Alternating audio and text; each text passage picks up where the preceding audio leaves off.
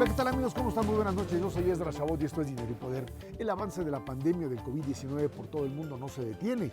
Mientras que en Italia se registró el miércoles el mayor número de casos desde el inicio de la emergencia en China, ayer ya no se detectaron ahí nuevos casos. Estados Unidos y Canadá cerraron sus fronteras a solo cruces esenciales para no afectar el comercio en la región de América del Norte. Otras naciones como Alemania reconocieron que la situación de emergencia es histórica. Aquí en México las autoridades han sido mucho más cautas y han decidido no instrumentar las medidas de emergencia para mitigar lo más posible un impacto económico negativo que podría, dicen, perjudicar aún más la débil economía nacional. Hasta ayer por la noche había en México 118 casos confirmados, 314 sospechosos y una persona fallecida, un joven de 41 años que tenía diabetes y por supuesto esto le complicó la recuperación. Nos acompaña aquí en el estudio de Dinero y Poder Óscar Camacho Guzmán, director editorial del 11. Óscar, muchas gracias por estar aquí con nosotros en Dinero y Poder.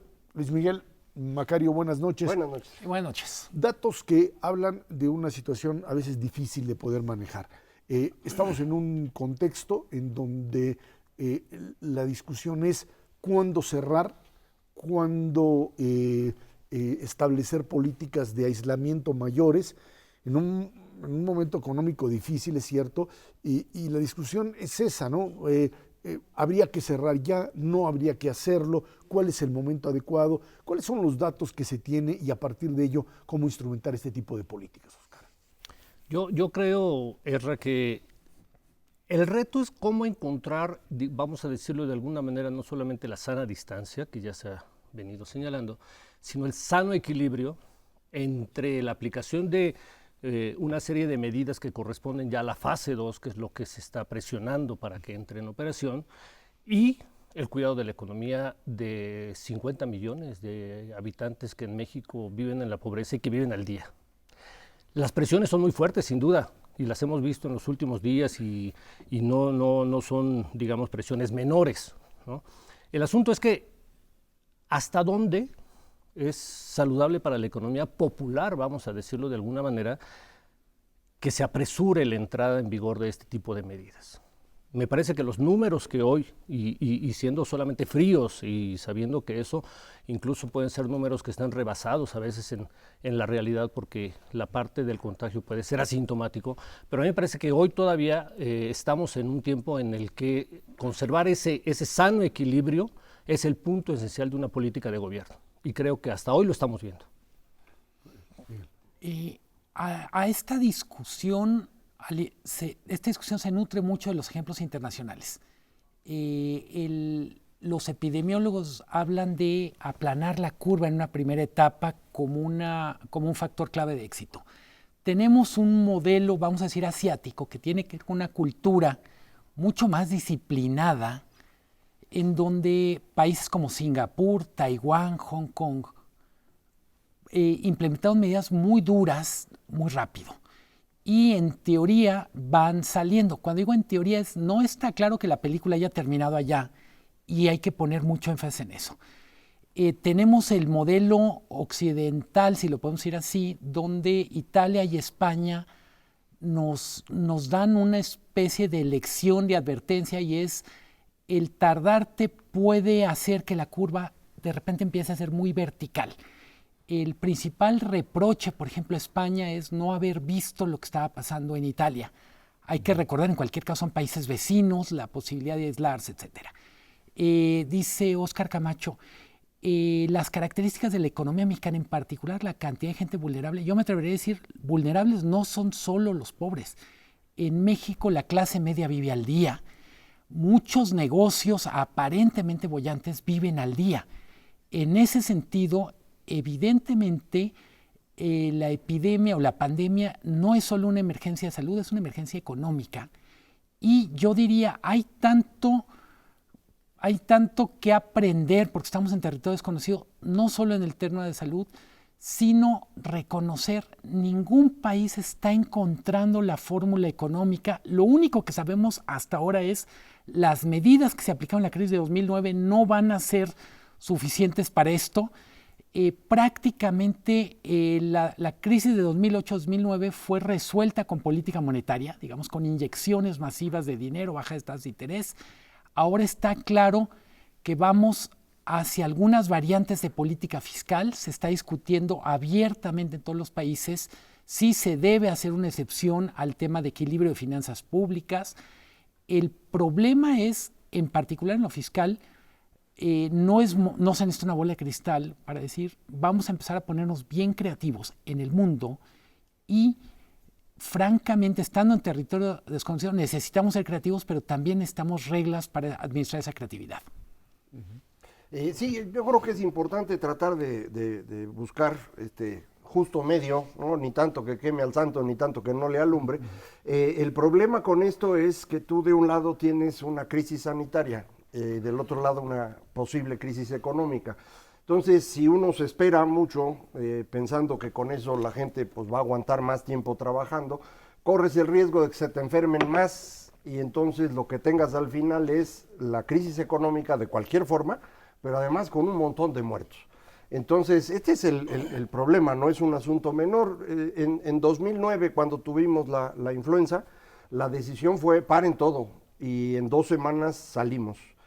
Ahora se decidió esperar más tiempo y no sé si es una buena idea. Todos los demás países que han hecho lo mismo se han arrepentido, pero no sé si aquí tengan alguna información que nosotros no conocemos. Oscar, en este sentido, ¿cómo verías tú la instrumentación de una política que ayude fundamentalmente a estos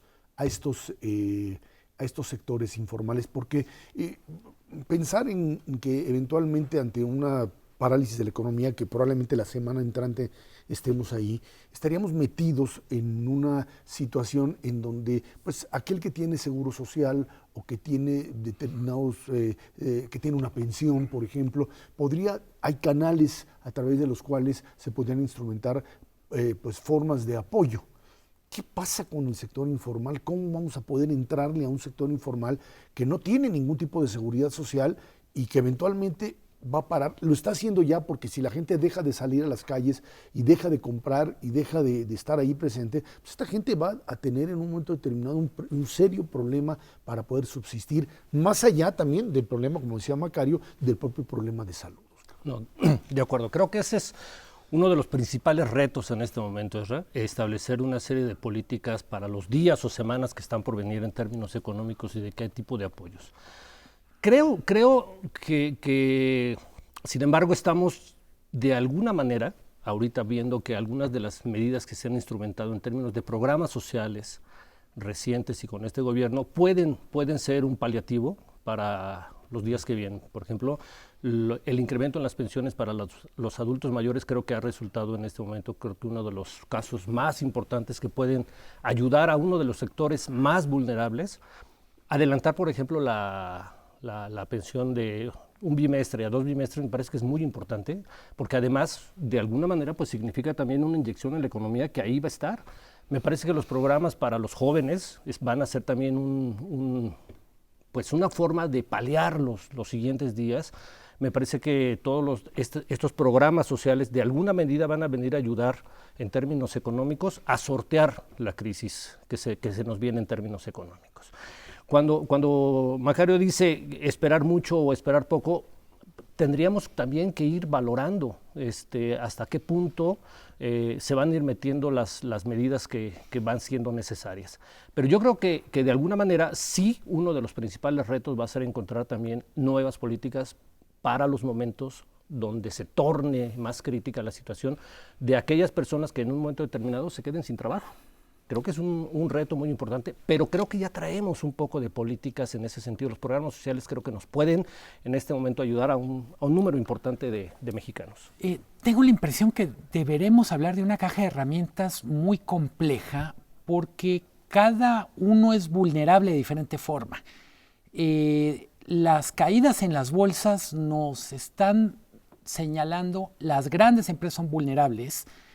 Y cuando decimos son vulnerables, no pensemos en los dueños de las empresas, pensemos en gente que tiene sus ahorros a través de las Afores allí, pensemos en los trabajadores de las empresas.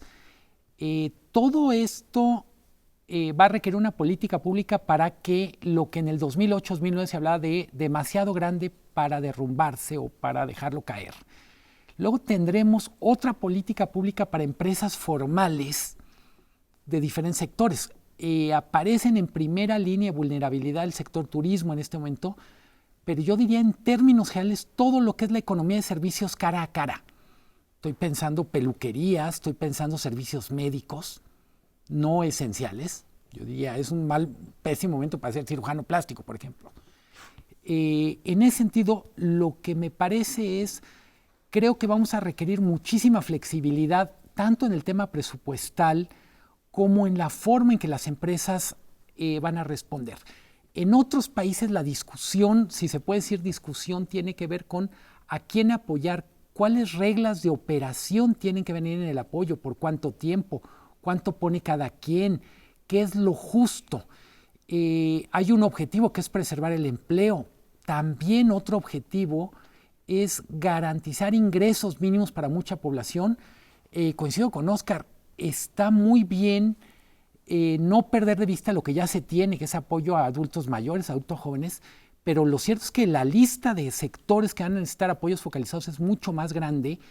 No está claro presupuestalmente, primero, cuánto se va a necesitar y segundo, cómo se va a manejar eso en un contexto de muchísimos compromisos. Es decir, tiene que haber un cambio de inercia en las personas, en las empresas, pero también en el sector público.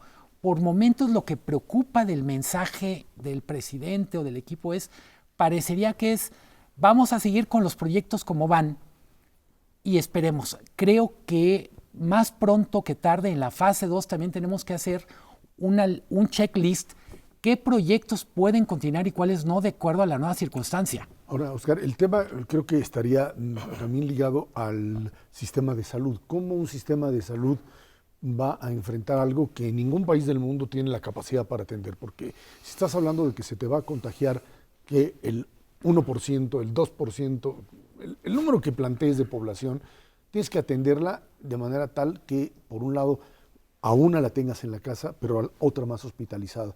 Estos son temas que tendrás que establecer también políticas para poder finalmente atender y atenderlas de manera que puedan salir, que puedan sobrepasar la circunstancia, ¿no? No, sin duda. Déjame nada más agregar algo que me parece muy importante de lo que estaban comentando. Hay una tendencia siempre, yo me parece, a pensar que el gobierno es el que tiene que resolver todo. Pero me parece que en este contexto tendríamos que estar pensando qué van a hacer, por ejemplo, los 10 hombres más ricos del país para proteger a sus trabajadores. Y los pongo solo como ejemplo, porque hablo de los 10 más ricos en el sentido de que cuentan con los suficientes recursos como para que en un momento determinado ellos pudieran decir, vamos a aplicar esta política para nuestros trabajadores y sus familias como protección. Y voy en ese sentido hacia lo que señala Serra de qué va a pasar con el sistema de salud. Tiene que ver esto con una frase que hoy en su artículo Salvador Camarena señala que tenemos que entrar como en una solidaridad creativa en este momento, pero todos, ¿no?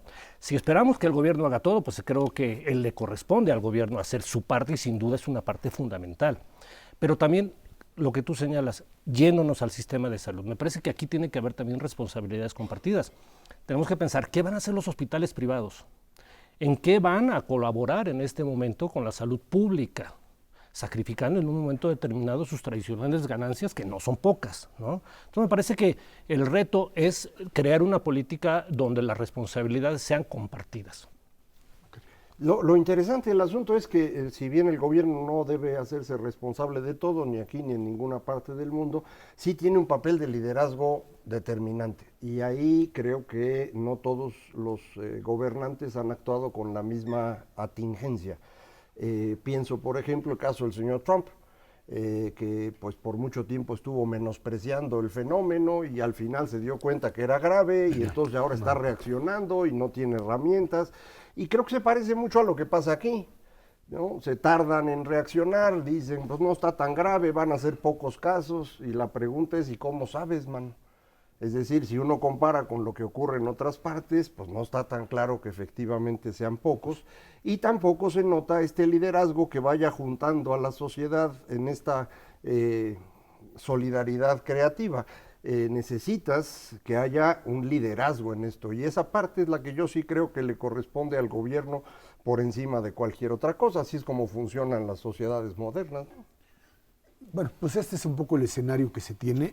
Creo que en todo caso lo que es importante es que a partir de ahora la sociedad civil, que otra vez toma fuerza, que está entrándole al tema, coadyuve, sea la que ejerza un liderazgo, me queda claro, que el gobierno haga su otra parte y que a partir de ello tengamos de una manera muy muy clara lo que sería pues otra vez esta empatía que le llaman entre las partes para poder superar una situación de emergencia como la que estamos viviendo. Óscar Camacho, director editorial del 11, aquí, muchísimas gracias por estar con nosotros. Al contrario, y aquí muchas gracias, Ezra. Vámonos a una pausa. Esto es Dinero y Poder.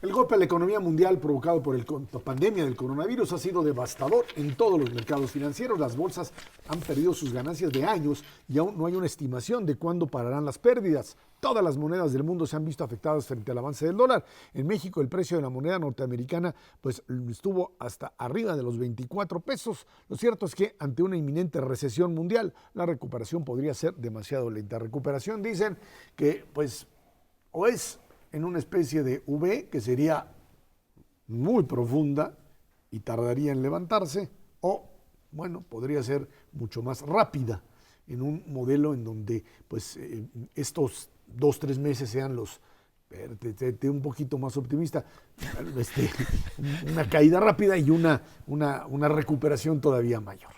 Bueno, ahí estamos metidos. Ya platicaba Luis Miguel con respecto a medidas que se pueden tomar.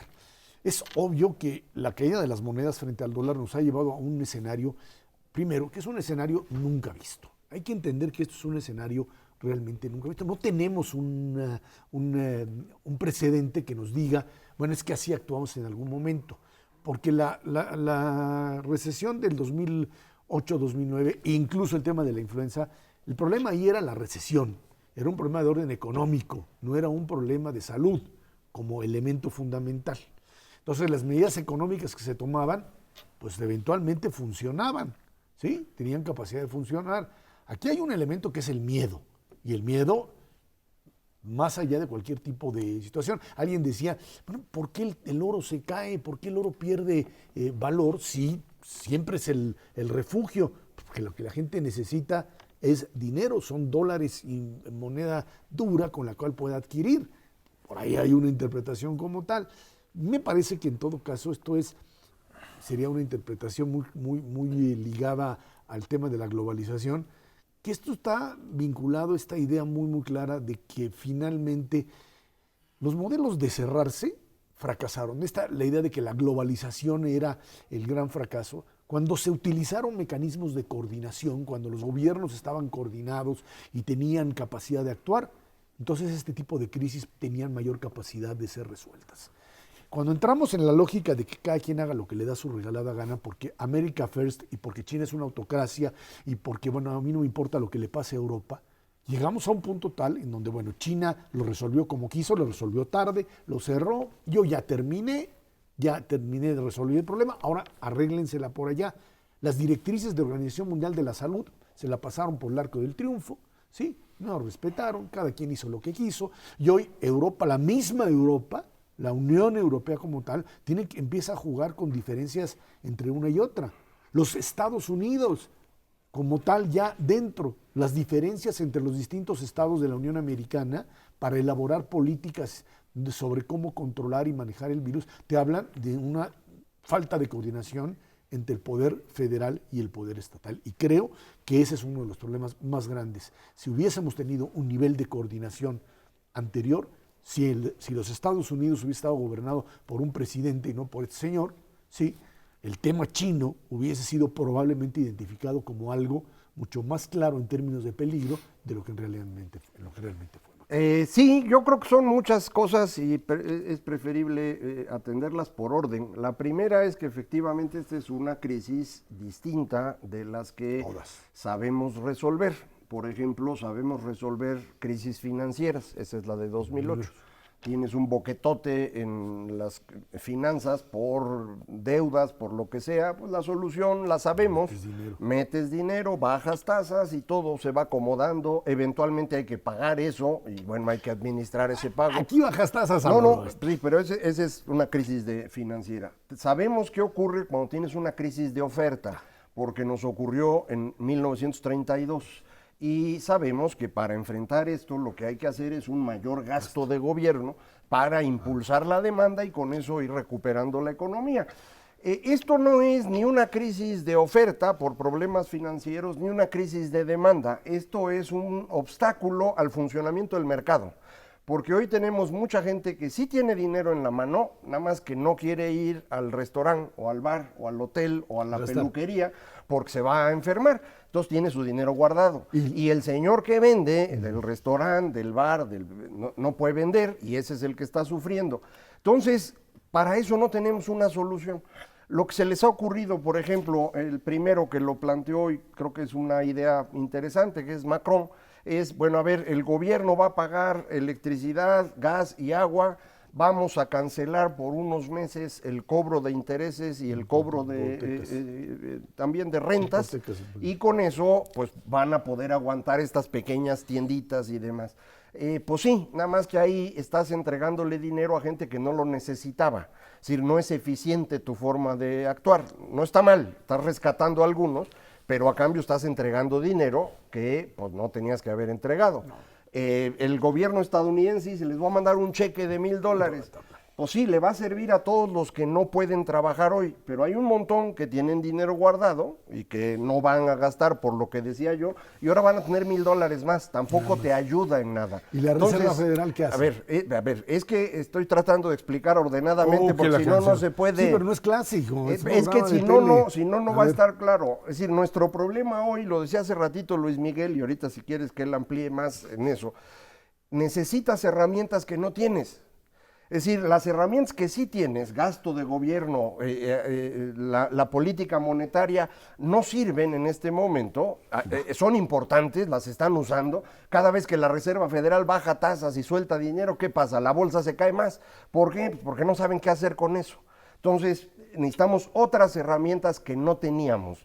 Y con esto me refiero a todo el mundo, ¿eh? Primer problema importante y luego seguimos con los otros. Pienso que hay que dar crédito a la forma en que se resolvió la crisis de 2008-2009. Ahorita todo el mundo dice, no, si la respuesta era más o menos obvia. La verdad es que cuando uno ve la fotografía de lo que era el mundo el 15 de septiembre del 2008, cuando quiebra Lehman Brothers, no era una crisis muy diferente a esta. Lo que era totalmente diferente era la forma en que el mundo estaba parado. Había liderazgos, había una globalización coordinada, o mejor coordinada. Tienes razón. Lo digo nomás para decir, es muy relevante eso visto ahora. Es decir, 2009 tuvo mejores líderes en el momento en que estalla la crisis de los que estamos teniendo en el mundo. Tenía mecanismos e incentivos para colaborar en el mundo. ¿En qué es diferente? Creo que ya lo explicó muy bien Macario. Yo enfatizaría un par de cosas. Estamos viviendo simultáneamente lo que pasa en nuestro país y lo que pasa en otros países, por acción y efecto de las benditas redes sociales. De tal manera que por momentos nuestra discusión se alimenta solo de titulares, y lo decía muy bien ahorita Macario con el tema de Francia. Entonces, bueno, ¿y por qué no hacemos lo que hace Francia? Pues en primerísimo lugar, y perdón la obviedad, porque México no es Francia, no podemos hacer lo que hace Estados Unidos porque no somos Estados Unidos. Cada país va a tener que encontrar recetas. Para México, lo decía Oscar Camacho hace rato, un enorme reto es, tenemos 55% de la población en informalidad. Plantea yo, me atrevo a decir, un problema ético descomunal, y es, no los puedes dejar abajo, pero también, dices, deben ir los informales por encima de los pequeños comercios formales. ¿Tampoco? Es decir, tiene más derechos una taquería puesta al pie de la calle que una taquería que está, en una esquina pagando impuestos.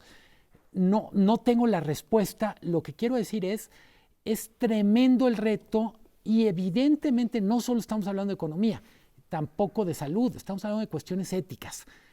Mucho del tema, lo decía ahorita Macario casi de refilón, es ¿Quién merece tener apoyos? ¿Por cuánto tiempo? ¿Qué incentivos generas dando apoyos?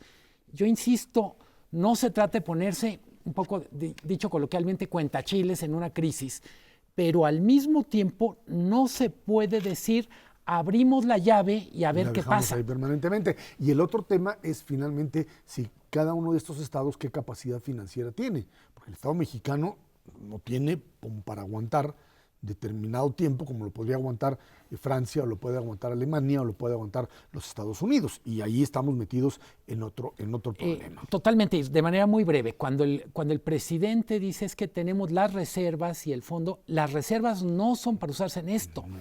No es, literalmente, no es una chequera que se rompe en caso de emergencia, es para otro tipo de tareas. Realmente lo que tenemos es el superávit fiscal, que es muy delgadito, y el famoso fondo de estabilización. El superávit fiscal ayer desapareció. Esto es importante. La Cámara de Diputados autorizó su uso y está bien, ¿eh? Es importante que lo haya hecho porque sí se necesita margen para que gaste el gobierno. Ahora, segundo problema de lo que estabas planteando hace ratito y que estamos tratando de explicar con cuidado. El problema de coordinación. Efectivamente no es lo mismo Estados Unidos hoy que en 2008 y que conste que era George W. Bush. Que todo el mundo decía que era tonto. Hombre, es que no conocían a Trump. Entonces, siempre se puede mejorar esto, ¿no? Entonces, ese es un problema importante. Tienes de un lado gobiernos profundamente autoritarios, como es el caso de China, que puede hacer lo que hizo. Corea, que no es exactamente una democracia y por lo tanto pudo hacer también aplicación de medidas que no cualquiera puede hacer. Y del lado occidental tienes hoy unos populismos espantosos que le impidieron a Italia actuar cuando debía y luego a España. El señor Pedro Sánchez sabía el tamaño del problema que tenía enfrente y no quiso pelearse con los de la marcha del 8 de marzo y dijo, pues ahí lléguenle, así como acá hicieron su Vive Latino, allá hizo su marcha. Y no quiso parar el Madrid-Barcelona porque es un asunto de Estado. Acá era el América Cruz Azul, que bueno, es lo mismo, pero igual lo dejaron jugar. Entonces, estos gobiernos populistas tardan mucho en reaccionar porque su gran preocupación es si van a votar por mí o no en la próxima, no resolver problemas. Es lo mismo que le pasó a Trump en Estados Unidos y tarda mucho en reaccionar. Y al tardar mucho, provoca esta reacción de los gobiernos estatales que también hemos visto en México, gobiernos estatales que intentan recuperar espacios porque el gobierno federal no está actuando a tiempo según su interpretación. Entonces, este problema de coordinación tiene un segundo nivel que tú acabas de mencionar y es importantísimo. Suponte que quieres ayudar a los informales en México. ¿Cómo los encuentras? Es decir, en Francia el señor Macron puede resolver el problema porque tiene los datos de absolutamente todos los franceses en una base en donde está la cédula de identidad y puede decir, llégale tanto dinero a este y tanto al otro. Estados Unidos tiene la dirección de todos los que pagan impuestos y les puede mandar un cheque. Nosotros no tenemos la más remota idea de quiénes son estos 32 millones de mexicanos que viven en la economía informal. ¿Cómo les hacemos llegar recursos para que sobrevivan este tiempo? Porque yo sí creo que hay que hacerlo, ¿eh? Yo sí creo que necesitamos hacer algo para que no sufra además esta parte de la población. Porque además socialmente es ahí donde puedes perder el control, porque tú puedes darle determinado tipo de servicios a quien tiene seguro social, al que tiene... Eso no hay problema. Pero a lo que el que no tiene, y son ahí 32 sí. millones. Así, exactamente. Pero yo solo quiero enfatizar algo que decía hace rato, no solo los informales están en una situación muy vulnerable, hay muchos formales pequeños, muchos profesionistas independientes que están exactamente en la misma situación de vulnerabilidad que los informales. Estadísticamente, un hogar mexicano llega al día 13 de una quincena sin dinero. Es decir, faltan 2 días. Normalmente vive literalmente con menos de la reserva un día y medio de la quincena. Está muy visto, digamos, desde una especie de antropología económica. Eso vale para informales, para pequeños, y solo deja fuera una parte muy pequeña de la población que normalmente es la que toma decisiones. Y yo te añadiría ahí que el problema radica ya también en lo que sería este microcosmos de pequeños y medianos empresarios que tienen una tienda, que venden y que ya no van a vender. Exacto. Y al no vender no van a poder pagar salarios. Y al no poder pagar salarios, estos no pueden consumir y te vas a meter en un problema de quiebras de empresas cerradas que van a generarte también un problema todavía mayor. vamos a empezar a hablar de mortalidad de negocios como hablamos de mortalidad, es decir, el virus en lo económico va a matar negocios como el virus en el frente sanitario va a matar personas. Vámonos a una pausa, de regreso seguimos platicando los efectos finalmente del coronavirus en la economía mexicana. Esto es Dinero y Poder.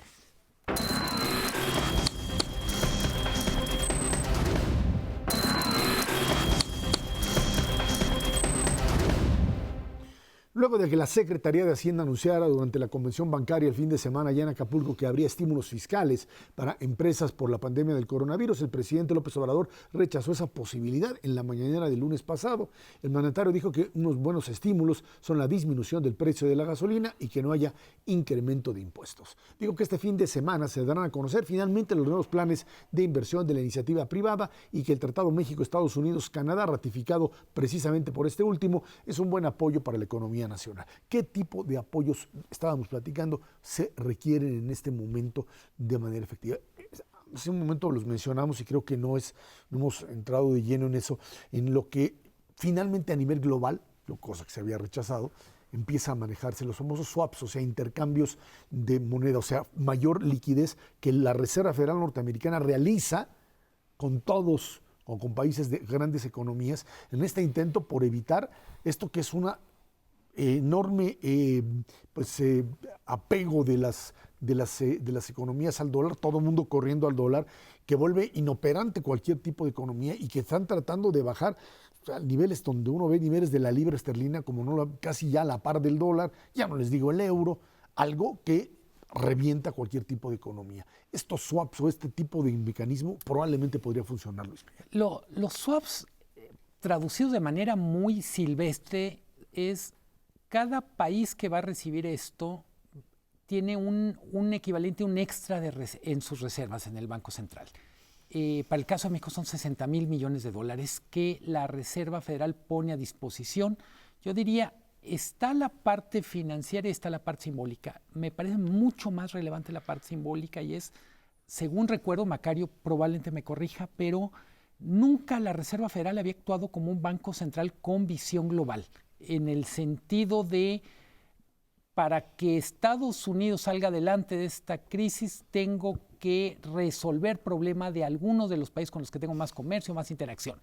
Para mí eso en sí mismo es una muy buena noticia en un contexto donde lo que está faltando es coordinación global. El secretario de Hacienda se refería a algo que no entra en la categoría de apoyos en Acapulco y es que el gobierno le pague a sus proveedores. No, es bien relevante porque claro, no todo tiene que ver con medidas a futuro. En algunas cosas tiene que ver con asignaturas pendientes. Fue bien interesante, se refirió al gobierno federal y justo el lunes un periódico de circulación nacional habla de ¿y qué pasa con la deuda de Pemex con los proveedores? Yo diría, si el gobierno pagara proveedores es una manera de inyectar liquidez a la economía, es una manera de darle un tanque de oxígeno a muchas empresas que están padeciendo no por el coronavirus, sino por no poder cobrar lo que ya vendieron. Pero eso es una obligación, ¿no? O sea, más... no te rías, Macario. Pues sí, ¿no? Sería su obligación y no lo están haciendo. Pero ¿por qué me parece relevante? No todas las medidas tienen que ser creativas. Hay cosas que son de sentido común. Y me parece que en ese sentido, yo espero que más allá de lo que estamos viendo en la mañanera, haya tras bambalinas equipos trabajando de tiempo completo, diciendo, a ver, ¿qué se puede hacer para que esto que en teoría ya tendría que funcionar, funciona? En España, entre las cosas que salió hay modificaciones a la ley de quiebras, por ejemplo. Sí. Hay disposiciones para que no pueda haber adquisición hostil de empresas en la bolsa en situación de emergencia, sí, por una cuestión de interés nacional. Sí, porque terminarías generando modelos oligopólicos brutales de gente que se aproveche en precios prácticamente regalados. El mayor grupo hotelero de España en este momento vale menos de 600 millones de dólares en la bolsa. Nomás para darnos una idea, los 3 mayores bancos valen menos de 25,000 millones de dólares en bolsa. O sea, Carlos Slim podía comprarles todos.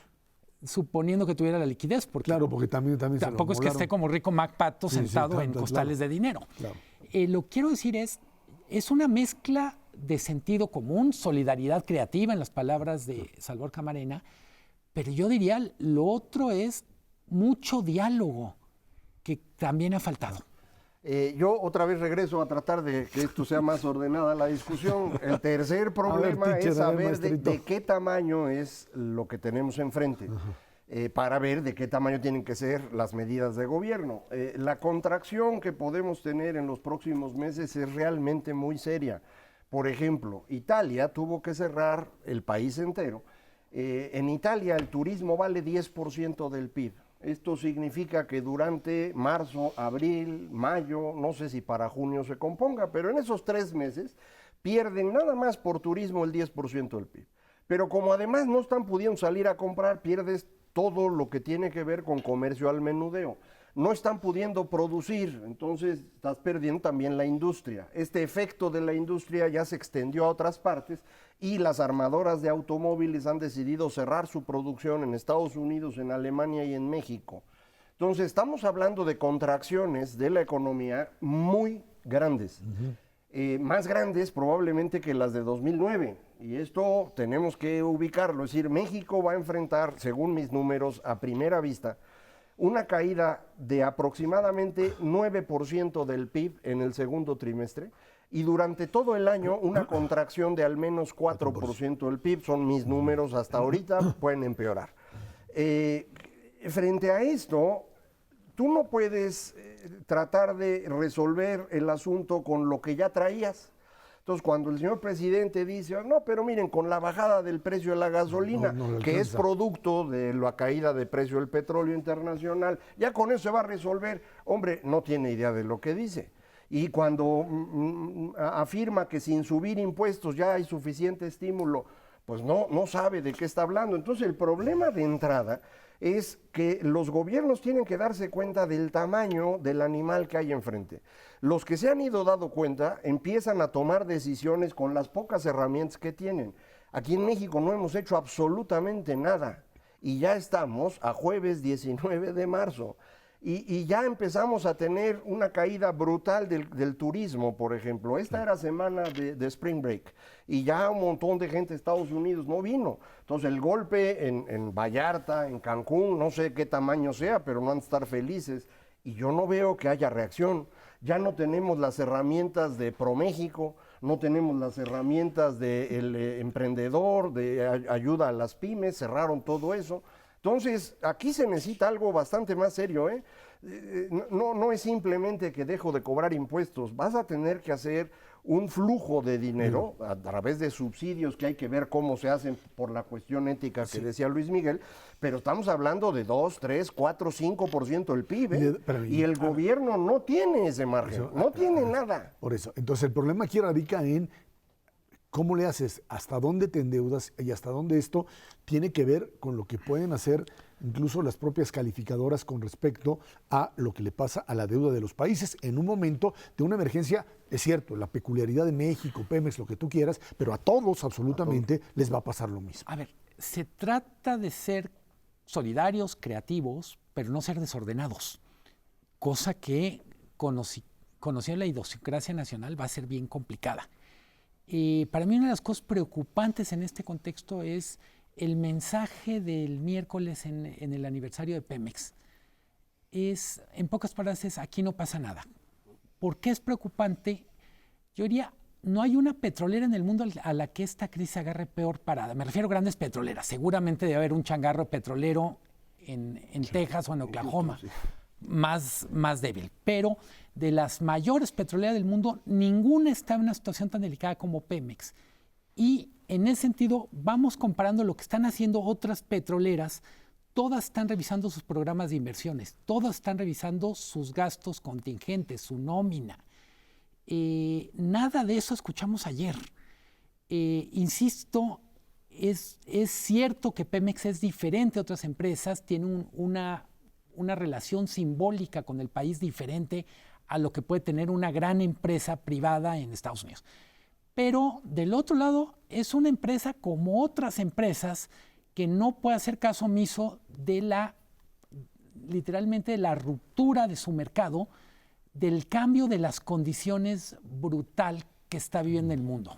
En este momento, para que Pemex estuviera actuando, implica reducir la producción a menos de 1 millón de barriles diarios para evitar pérdida de dinero, cancelar por un tiempo la construcción de la refinería. Si tú no haces eso, explícame cómo vas a convencer a una calificadora de que no te bajen. de que tú vas a tener después con qué pagar impuestos, los créditos. No hay manera. Simple y sencillamente no hay Sí, manera. con Pemex por momentos estamos la sensación de alguien que se quedó sin chamba y dice, es que yo le tenía muchas ganas a ese coche, no me lo quiten. No me lo quiten, pero bueno, finalmente el coche ya no está. Vámonos a una pausa de regreso a Estados Unidos, también metido en el problema qué le pasa a la economía norteamericana. Esto es Dinero y Poder.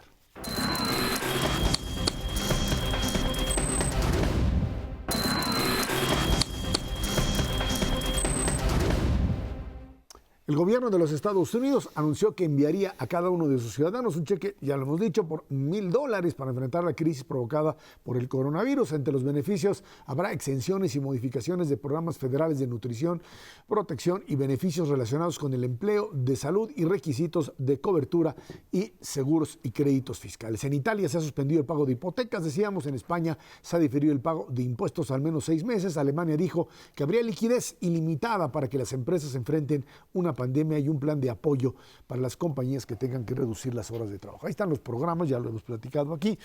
Aquí creo que en los Estados Unidos además habría que añadir el impacto que esto tiene en el proceso electoral y que creo que es fundamental. Un señor Donald Trump que trató de precisamente, creo que una de las consideraciones fundamentales para pues no ver lo que pasaba en China y evitarlo era, a mí no me hablen de ese asunto porque estoy metido en el tema electoral y ahí la llevo.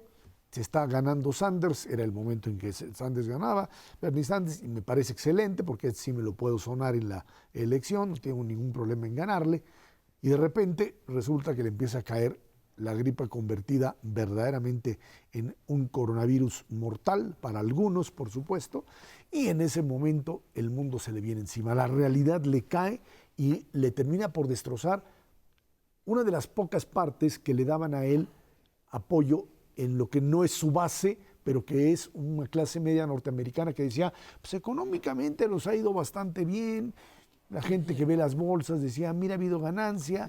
Eso me da para perdonar todas todo, que diga lo que locuras. quiera.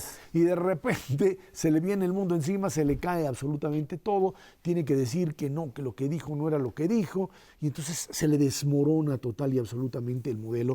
Joe Biden en el mismo momento empieza a subir. Estamos hablando, eso sí, de personas de edad que tienen que cuidarse enormemente porque además les han aparecido gentes contagiadas del virus muy cercanas, fundamentalmente en el caso del señor Trump, Luis Miguel. La crisis tiene por el momento 2 capítulos. Una es cuando era un asunto de China y en parte, reforzado lo que decías de Donald Trump, por un momento él decía, mira, qué maravilla, justo en el contexto de la guerra comercial, Que les pase a ellos. se está desmoronando mi enemigo por un problema interno. Entonces, yo diría, la crisis toma una dimensión de pánico cuando deja de ser un asunto chino y se vuelve un asunto mundial. Tú lo decías al principio del programa, queda en evidencia que no hay forma de colaborar ni en el frente sanitario, ni en el tema financiero y, por supuesto, no hay manera de resolver la forma en que la fábrica global funciona. ¿Por qué todo esto es relevante? Porque ya a estas alturas estamos frente a un masacote donde salud, mercados, política, comunicación, está todo revuelto. No hay una sola cosa que esté separada de la otra. ¿Qué es para mí lo preocupante en el caso de Estados Unidos? La primera y más obvia es nuestro vecino.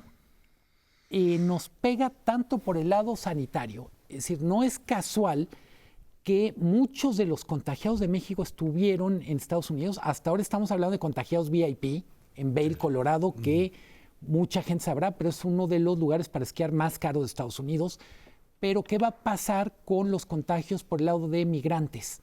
Digamos, tenemos casi 20 millones de mexicanos viviendo allá. Entonces, está toda esta interacción México-Estados Unidos que es sanitaria, es económica.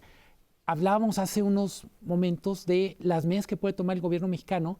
La verdad es que una parte de las medidas van a depender mucho de cómo funcione la relación con Estados Unidos. Una primera cosa que no se ha tomado suficientemente en serio es los plazos de entrada en vigor del TEMEC. literalmente volaron por los cielos.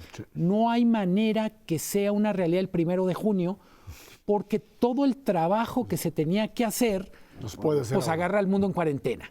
En ese sentido me parece que seguimos pensando los Estados Unidos, lo digo con autocrítica, como si estuviéramos aislados y estamos súper conectados. Entonces, para decirlo en español, todas las tarugadas que se están haciendo allá también nos van a pegar acá.